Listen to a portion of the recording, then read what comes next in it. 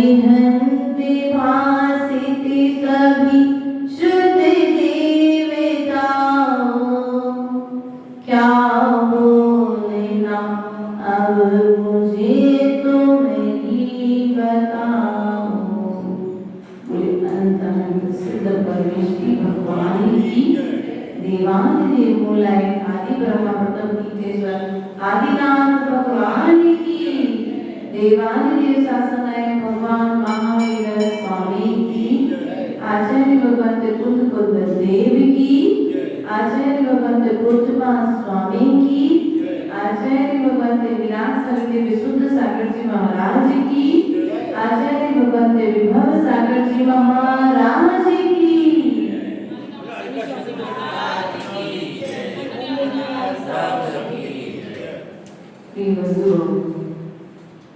पूर्व में स्टॉपदेश ग्रंथराज के माध्यम से हम सभी ने जाना था राग और द्वेष से रहित जो है भेदो परम गुरु नहीं, लेकिन ये जो परम गुरु हैं ये मात्र बहिरंग कहते हैं। ये बाहर के गुरु हैं, लेकिन अंदर का गुरु हमारी आत्मा है। और अंदर का गुरु प्रकट होता है अंदर का गुरु टूटने पर। अंदर का गुरु जब टूटता है तो गुरु प्रकट होता है, और जब गुरु प्रकट होता है तो भीतर का गुरु प्रकट होकर के तुम्हें भीतर में जाने की प्रेरणा देता है, अर्थात संसार के तर जाने की प्रेरणा। इसलिए जिनको तरना है वे भीतर में जाए, और जब तक भीतर में नहीं जाएंगे तब तक वे संसार के तर भी नहीं पाएंगे। ऐसा परम गुरु ने कहा था। सो परम गुरु की आज्ञा को पालन करते हुए आप सभी निज गुरु के आज्ञा को मानते हुए आत्मसात करते हुए अपने कल्याण की ओर अग्रसर होंगे। इसी क्रम को आगे बढ़ाते हुए आचार्य भगवंत पूज्यपा स्वामी कार्यक्रम नंबर 35 के माध्यम से आज पुनः क्या लेकर के आए हैं, उस विषय को हम अपने ज्ञान पर्यायों के द्वारा समझने का प्रयास और प्रयास करेंगे। नाग्यो विज्ञत मायाति विज्ञो नाज्ञत विच्छति निमित्त मात्र मन्यस्तु गते धर्मास्तिकायवत। क्या कह रहे हैं? नाग्यो विज्ञत्व मायाति, अर्थात यह जो वर्तमान में गुरु प्राप्त है, गुरु आदि के उपदेश से अज्ञानी जीव ज्ञान दशा को प्राप्त नहीं होता है। क्या? गुरु के उपदेश से अज्ञानी जीव ज्ञान दशा को प्राप्त नहीं होता है। विज्ञो नाज्ञत्व विच्छति, अर्थात ज्ञानी जीव अज्ञानता को प्राप्त नहीं होता है। तो क्या होता है? निमित्त मात्र मन्यस्तु, तो जो वर्तमान में गुरु है केवल मात्र निमित्त है। किसकी तरह? धर्मास्ति कायवत। किसके बाद? धर्मास्ति। अस्तिकाय कितने होते हैं? कौन कौन से? बोलो कौन कौन से? धर्म बराबर, अधर्म बराबर,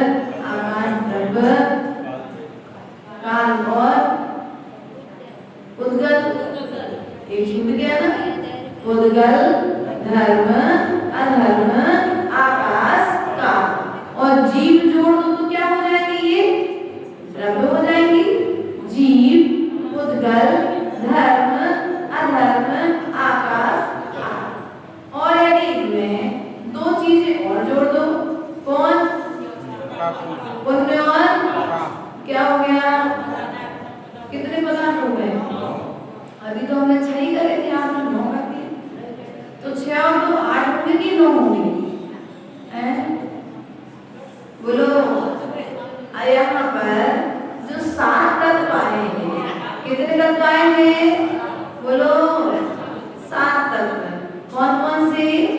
जीव, अजीव, आश्रव, बंध, संवर, निर्जरा, मोक्ष। इन 7 तत्वों में यदि 2 जोड़ दिए जाए, पुण्य और कितने हो गए? क्या हो गए? ये पदार्थ। अब यहाँ पर व्यवस्था को समझना है। तो जैसे धर्मास्तिकाय जो है, धर्म द्रव्य जो है, ओ मेरी माँ सुन लो मेरी बात। क्या कह रहे हैं यहाँ पर आचार्य भगवंत कि जैसे धर्म द्रव्य धर्मास्तिकाय जीव को चलने में सहायक है, चलने में सहायक है ना, बस वैसे गुरु है। क्या है? इससे ज्यादा और कुछ करता है क्या धर्म द्रव्य? नहीं करता है। उसी प्रकार से गुरु भी मात्र बहिरंग निमित्त है, अंतरंग निमित्त तो हमारे स्वयं के परिणाम है। इसलिए अपने निज परिणामों के लिए निरंतर व्यवस्थित करते रहो। घर को व्यवस्थित करते। रविवार के दिन, आज रविवार है, हफ्ते में एक दिन दुकान को व्यवस्थित करते कि नहीं करते? बालों को सेट करके आए थे कि नहीं आए? अरे बाल सेट करके आए, भले सिर पे नहीं है विनोद भैया, प्रमोद भैया, भले सिर पे बाल नहीं है, लेकिन फिर भी सेट करके दो आए थे ना? क्यों आए? अच्छी नहीं दिखेगी वो, भली है 2 4 10 बाल है, लेकिन फिर भी व्यवस्थित दिखना चाहिए। तो वही बात आचार्य भगवंत यहाँ पर कह रहे हैं, वो कंघी मात्र एक बाहर में निमित्त है, बाकी सेट होने के लिए तुम्हारे बाल होना चाहिए। उसी प्रकार से तुम्हारे परिणाम अंतरंग निमित्त हैं और बहिरंग निमित्त गुरु है। इसलिए तुम्हारे भीतर में पहले स्वयं सेट होने की क्षमता होनी चाहिए। अव्यवस्थित बाल, अव्यवस्थित दुकान और अव्यवस्थित घर जैसे देखने में अच्छा नहीं लगता है, वैसे अव्यवस्थित परिणाम वाले व्यक्ति का जीवन भी व्यवस्थित नहीं होता है। और अव्यवस्थित जीवन आगे जाकर के क्या होता है? दुर्घटना को प्राप्त हो जाता है। इसलिए व्यवस्थित करो। किसको? किसको व्यवस्थित करने में लगे हो? बच्चों की लाइफ सेट करने में लगे हो, लेकिन अपनी लाइफ, अपनी जिंदगी, बच्चों की जिंदगी अच्छी बन जाए। क्यों भैया? विनोद जी कि प्रमोद जी? क्या नरेंद्र जी? बेटी को अच्छी नौकरी मिल जाए, डॉक्टर बन जाए, जीवन बोलो तो भीतर जी बोलो, जीवन सफल हो गया, बच्चे सेट हो गया, हमने अब जीवन में कुछ भी करना शेष, जो कुछ करना था सब कुछ। क्यों? बिल्कुल यही है ना मामला। बच्चे व्यवस्थित हो जाए, बच्चों की जिंदगी सेट हो जाए, अपनी जिंदगी सेट कब करोगे? बोलो। बच्चों की जिंदगी को सेट करने के लिए उन्होंने पूरा जीवन काल लगा दिया, लेकिन अपने निज को सेट करने का समय कम मिला। इस तन को व्यवस्थित करने का समय मिला, लेकिन मन को व्यवस्थित करने का समय कम मिला। और जब तक मन को, वचन को व्यवस्थित नहीं करोगे, तब तक तुम्हारा कल्याण होने वाला नहीं है। ऐसा आध्यात्मिक ग्रंथ आचार्य भगवंत पूज्य स्वामी कह रहे हैं इस ग्रंथ में। इसलिए जब तक श्वास है तब तक व्यवस्थित हो जाओ, वरना ये श्वास है पर रहने वाली, श्वासों के रहते रहते संयम का पालन कर लो। नाग्यो विद्यत मायाति विद्यु नाग्यत मिच्छति। निमित्त मात्र है जो पर वस्तु है, तुम्हें जितने भी द्रव्य दिखाई दे रही हैं दूर दूर तक देखना, ये सब मात्र निमित्त है। हम क्या हैं? बोलो, निमित्त। क्या है? शास्त्र क्या है? भगवान क्या है? अष्टद्रव्य क्या है? मंदिर क्या है? क्या है? मोक्ष मार्ग का साधन है, मोक्ष नहीं है। क्या? ये सब साधन है मोक्ष के, लेकिन मोक्ष कहाँ है? तो आचार्य भगवान कहते हैं मोक्ष तुम्हारे निज परिणाम में, और उन निज परिणामों को जब तुम जागृत करोगे, उन निज परिणामों को जब तुम व्यवस्थित करोगे, तब कहीं जाकर के मोक्ष। आजकल वो AI वीडियो बन रही है, आजकल क्या बन रहा है, उसमें कोई मरण को प्राप्त हो जाए तो उससे मरे हुए व्यक्ति की फोटो लगा दो तो बढ़िया स्वर्ग जाते हुए तुम्हें, मोक्ष जाते हुए। क्या व्यवस्था है? देखो, तुम उस निमित्त के उसके माध्यम से, उस दूरभाषी यंत्र के माध्यम से तुम व्यक्ति के लिए तो, फोटो के लिए तो तुम वहां स्वर्ग पहुंचा सकते हो, लेकिन सामने वाला वास्तविकता में स्वर्ग गया है या नहीं गया है, यह तो वह स्वयं ही जानता है कि नहीं जानता है। स्वयं के परिणाम ही मात्र स्वयं के लिए निमित्त है। बाहर में व्यक्ति कुछ भी कर सकता है, लेकिन भीतर में क्या चल रहा है यह हमें खुद पता होना चाहिए। बाहर की स्थिति, भोजन कर रहे हो सबको दिख रहा है, लेकिन भोजन करते हुए तुम्हारे भीतर में क्या चल रहा है ये किसको पता है? भोजन करते हुए तुम्हारे भीतर में क्या चल रहा है किसको पता है? माँ है, आप पूजा कर रहे हो, ये मुझे दिख रहा है, अरे वाह इतनी अच्छी पूजा करती है माँ। पूजा करना सीखना है तो माता से सीखो, लेकिन भीतर में बोलो, भीतर में क्या चल रहा है? भीतर में तरने की बात चल रही है कि भीतर में फंसने की बात चल रही है? भीतर में कसाय चल रही है कि कसायों की शांति का उपाय चल रहा है? बाहर में दिख रहा है अष्टद्रव्य, बढ़िया बड़े बड़े फल, बड़ी बड़ी अच्छी द्रव्य रखी हुई है, सेंगे चावल, बड़े उत्कृष्ट द्रव्य रखी हुई है, हाथों से द्रव्य तो चढ़ाई जा रही है, लेकिन द्रव्य के साथ साथ में हमारे वैसे उत्कृष्ट परिणाम हुए कि नहीं? बहिरंग निमित्त, हमने निमित्तों को तो जोड़ करके रखा है, लेकिन निमित्तों के अनुसार परिणाम नहीं किए। क्या निमित्त तो मिल गए, अच्छे निमित्त मिले, पंचम काल में भी आपको पुण्यशाली हो भैया, पंचम काल में भी पुण्यशाली हो, देव शास्त्र और गुरु की शरण मिली है।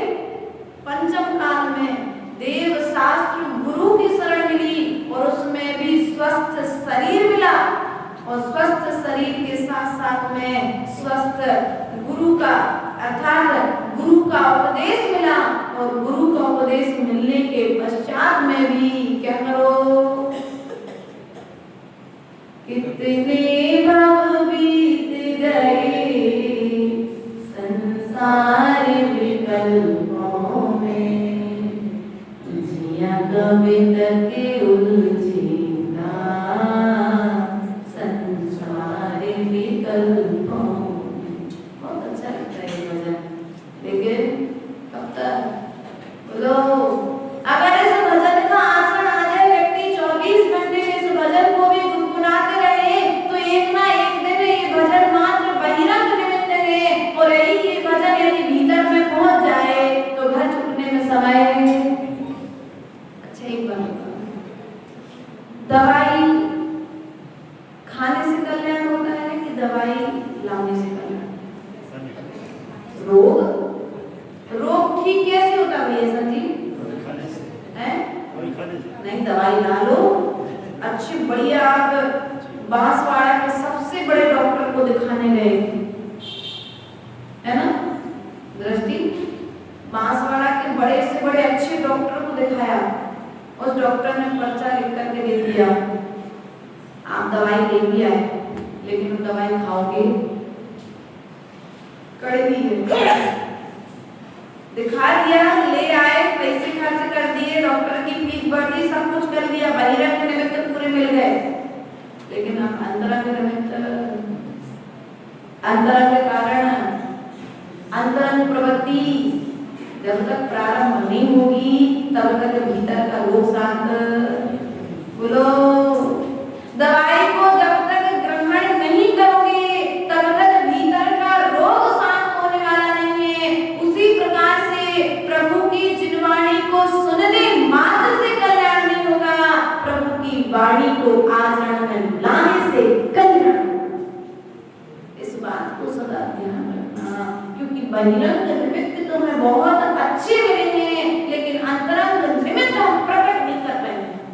प्रमाद के कारण, प्रमाद के कारण, अरे कौन पैदल चले, पापा ने इतना कमाया है तो मेरे लिए तो कमाया, तो भोग तो कर ले भैया, ये जिंदगी किसके लिए मिली, फिर मिली कि बोलो।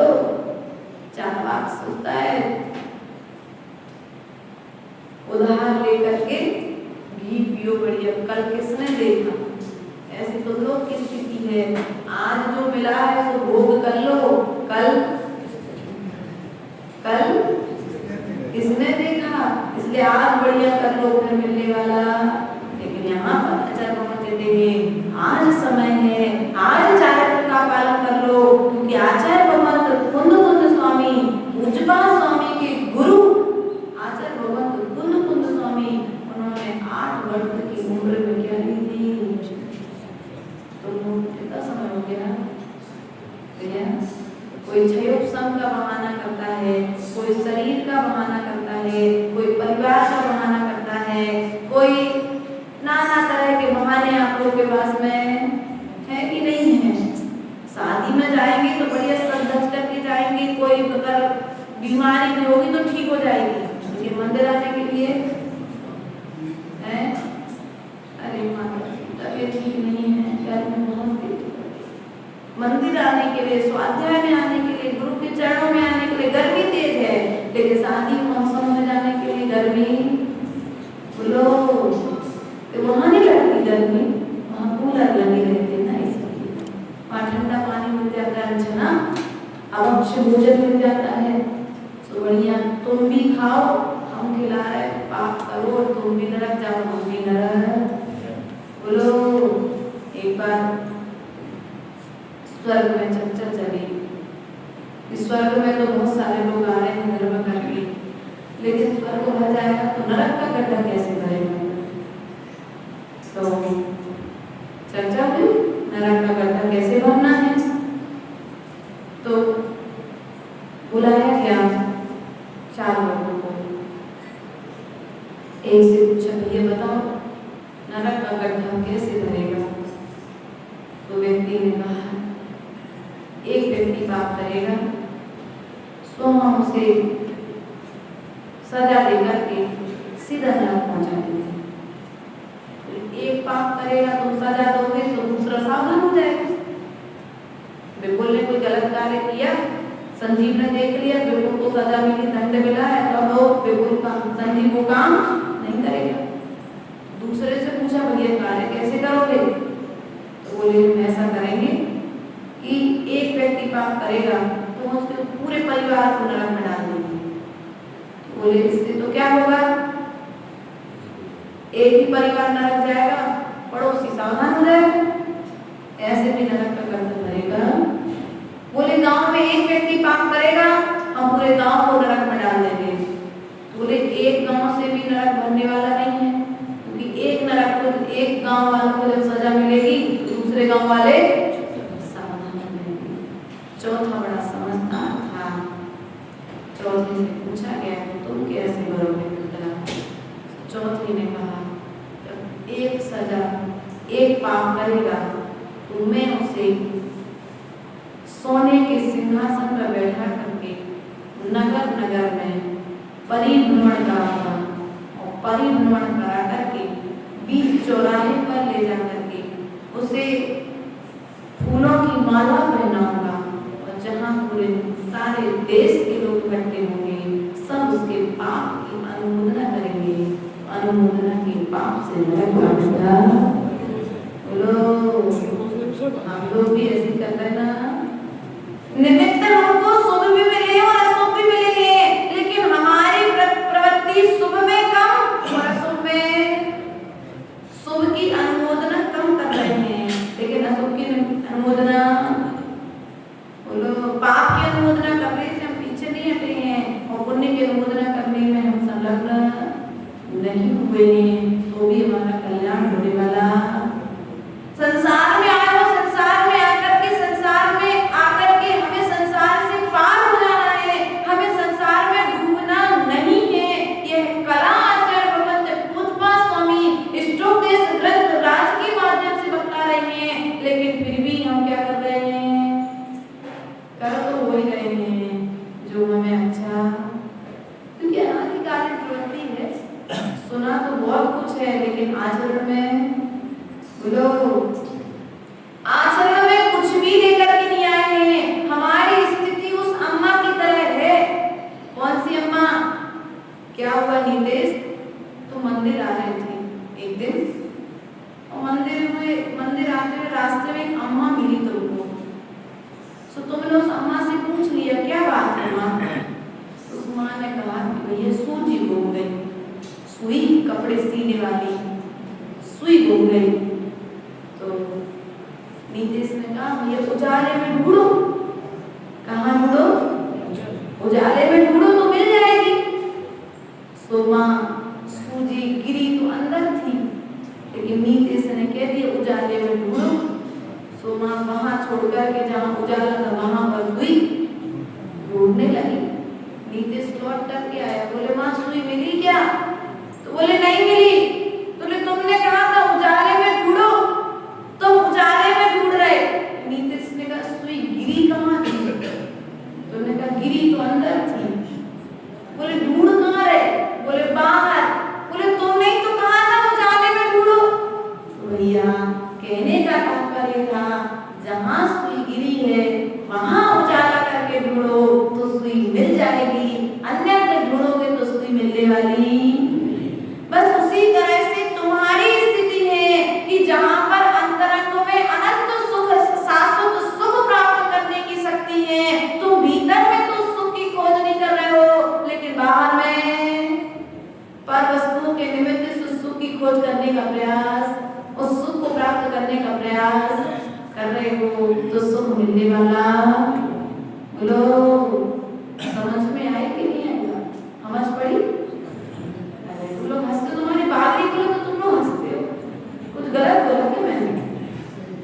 नहीं पड़ी समझ? समझ पड़ी? कहाँ ढूंढना है? जो बहिरंग निमित्त तुम्हें शुभ निमित्त मिल रहे हैं, उन बहिरंग निमित्तों के निमित्त से तुम्हें अपने भीतरी उपादान को जागृत करना है, और जब तक भीतरी उपादान जागृत नहीं करोगे तब तक ये बहिरंग निमित्त कुछ करने वाले नहीं है। डॉक्टर की दवाई खूब ला करके रख लो तुम घर में, बड़े से बड़ा बेंगलोर, पूना, झांसी, भोपाल, दिल्ली, बम्बई, कलकत्ता, बड़े बड़े डॉक्टरों को दिखा लो, लेकिन दवाई ला करके रख लो, खाओगे नहीं तो रोग ठीक होने वाला होगा क्या? उसी प्रकार से परम वैद्य अरहंत भगवान कौन है? वैद्य है, सबसे बड़े वैद्य। इनसे बड़ा वैद्य संसार में कोई दूसरा। इनकी औषधि तुमने गुरुजनों से ले तो ली है, लेकिन आचरण, अब आचरण नहीं है तो जन्म, जरा और मरण का रोग ठीक होगा क्या? खूब तुम जल चढ़ा लो, लेकिन आचरण नहीं करो तो रोग ठीक होने वाला मौन हो गए, नहीं होना मौन।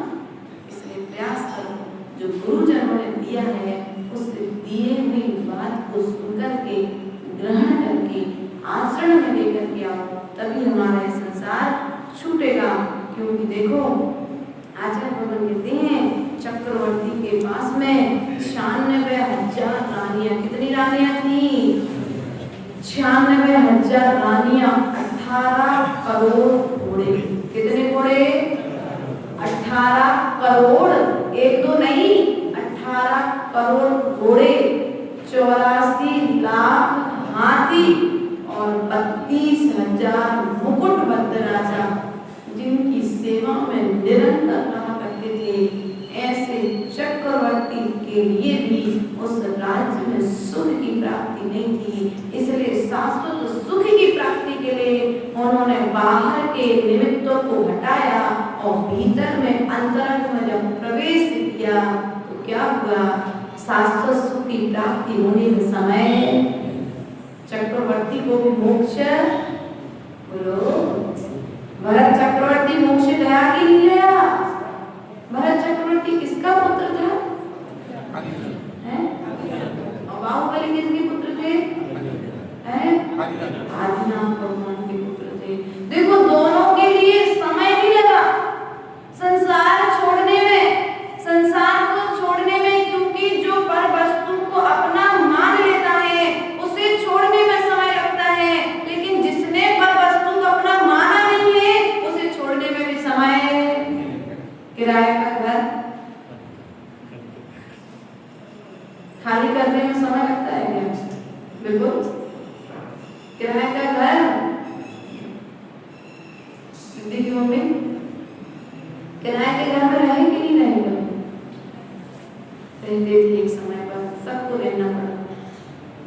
उसके पश्चात में मालिक ने आकर के कह दिया भैया घर खाली कर दो, घर में बेटी का विवाह है, तो क्या करोगे? जी भैया हम दूसरा देख लेते हैं, तत्काल आपका मकान खाली। आपने ये तो नहीं करना है भैया, अभी नहीं कर सकते हैं, हमारी जो व्यवस्था तो मालूम है वो किराए का घर मेरा घर, ये मेरा घर नहीं है, इसलिए सामने वाले ने जैसे ही तुमसे खाली करने के लिए कहा तुमने तत्काल खाली, समय नहीं लगाया है। उसी प्रकार से ये जो मिला है ना तन, ये तन भी किराए का घर है। एक ना एक दिन तुम्हें बोलो छोड़ करके, और जब छोड़ करके जाना ही है तो क्या करो? उसके पहले अपना एक नया घर, दूसरा स्थान ढूंढने के लिए, बोलो शाश्वत नहीं तो कम से कम किराए के दूसरा कमरा तो ढूंढ लो, वरना गर्मी में, बरसात में, ठंड में तुम्हें तकलीफ बढ़ सकती है। इसलिए भी बंधु इस किराए के घर को छोड़ करके जाना पड़े उसके पहले जिंदगी एक किराए का घर है, एक ना एक दिन तो जाना पड़ेगा, है कि नहीं है भैया? सुन लेना कि भजन बहुत सारे पड़े हैं, आध्यात्मिक भजन है ये, बस सुनने वाला यदि सुन ले और सुनकर के यदि आचरण कर ले तो वास्तविकता में राग छूटने में और पाप छूटने में समय नहीं लगेगा। समय मात्र उतना है जितना समय राग को छूटने में लगेगा। संसार का समय कितना है? जितना राग उतना संसार। क्या? जितना जितना राग उतना उतना संसार, जितना जितना द्वेष उतना उतना संसार। आचार्य भगवान कहती हैं जितनी जितनी क्षमा उतना उतना मोक्ष। क्या? जितनी जितनी क्षमा उतना उतना मोक्ष, जितना जितना मार दो उतना उतना मोक्ष, जितना जितना आ जाओ उतना उतना मोक्ष, और जितनी जितनी कस आए उतना उतना संसार। अब आप समझ जाओ आपके पास में जितनी कस आए है उतना संसार है, और जितनी क्षमा है उतना मोक्ष है। अब आपको करना क्या है? मोक्ष जाकर क्षमा करके मोक्ष जाने की तैयारी करना है कि कसाय करके संसार के दुखों में और लीन होना है। आप निरंतर प्रयास करेंगे तो निश्चित ही संसार से छूट जाएंगे। बोले भगवान महावीर स्वामी की परम पूज्य आचार्य गुरुवर सागर की